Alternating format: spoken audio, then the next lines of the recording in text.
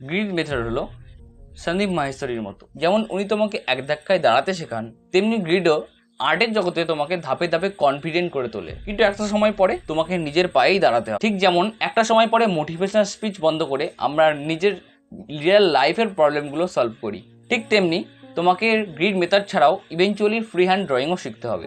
আমরা সাধারণত দু ধরনের আর্টিস্ট দেখি। প্রথমজন ভাবে গ্রিড মেথড হলো আসলে একটি চিটিং, তাই তারা কখনোই এই গ্রিড মেথড ট্রাই করে না। তার ফলে তাদের প্রপোর্শন, তাদের অ্যাঙ্গেল কোনো সময় ইমপ্রুভ হয় না। আর দ্বিতীয়জন, তারা পুরোটাই গ্রিডের উপর নির্ভরশীল। তারা বছরের পর বছর ধরে ছোটো ছোটো গ্রিডের উপর প্র্যাকটিস করে আসছে, কিন্তু তারা একবারও ভাবে না যে এতে তো স্কিল ইমপ্রুভ হচ্ছে না।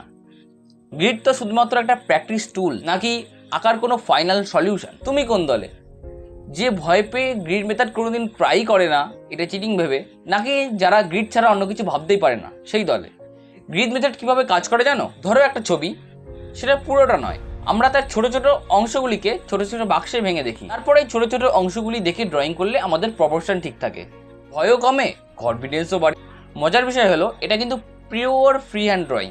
তুমি তো স্কেল মেপে আঁকছো না, হাত দিয়েই তো আঁকছো, শুধু একটু গাইড নিয়ে আঁকছো। সো গ্রিড কখনোই চিটিং নয়, এটা হচ্ছে একটি ট্রেনিং হুইল। যেমন প্রথম যখন সাইকেল চালানো শিখি আমরা, তার দুপাশে দুটো চাকা থাকে বাড়তি, যেটা পরবর্তীকালে আমরা ফেলে দিই বা বের করে নিই।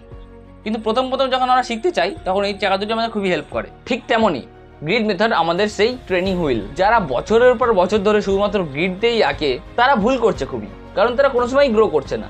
তারা ভাবে ফ্রি হ্যান্ড ড্রয়িং করলে ছবি খারাপ হবে, তাদের রেপুটেশন খারাপ হয়ে যাবে। এভাবেই ভাবতে ভাবতে তারা কখনোই নিজের কমফর্ট জোনের বাইরে বেরোতেই পারে না, আর ব্যাস তাদের শেখা বন্ধ হয়ে যায়।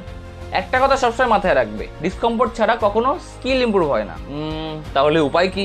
নাম্বার 1, গ্রিডের যে বক্সগুলি সেগুলি আস্তে আস্তে বড় করো।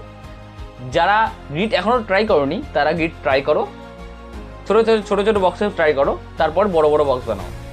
তারপর যখন আস্তে আস্তে তুমি বড় সাইজের গ্রিডে প্র্যাকটিস করে অভ্যস্ত হয়ে যাবে, তারপর তুমি ফ্রি হ্যান্ডে মুভ করতে পারো।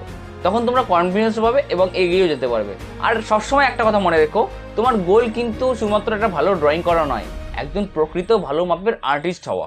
ড্রয়িং শেখা মানে শুধুমাত্র আঁকা শেখা নয়, এটা হলো চোখ আর মস্তিষ্কের যোগাযোগ তৈরি করা। আর যদি তুমি সত্যিই চাও নিজের আর্ট স্কিলকে নেক্সট লেভেলে নিয়ে যেতে, আজ থেকেই ছোট ছোট গ্রিডে আঁকা বন্ধ করো, বড় বড় গ্রিড নাও, তারপর আস্তে আস্তে ফ্রি হ্যান্ডে মুভ করো। আর যদি একজন গাইড চাও, আমি আছি তোমার পাশে। আমার ক্লাস আর্টমোস্ফিয়ার হোয়ার ক্রিয়েটিভিটি ব্রিথস এ জয়েন করতে পারো। ইনস্টাগ্রামে গিয়ে এখনই আমাকে ডিএম করো আর লেখো গ্রিড। আমরা একসাথে তোমার স্কিলকে গ্রো করব। Link is in the description. Art হলো একটা সফর, তাহলে একসাথে চলা যাক।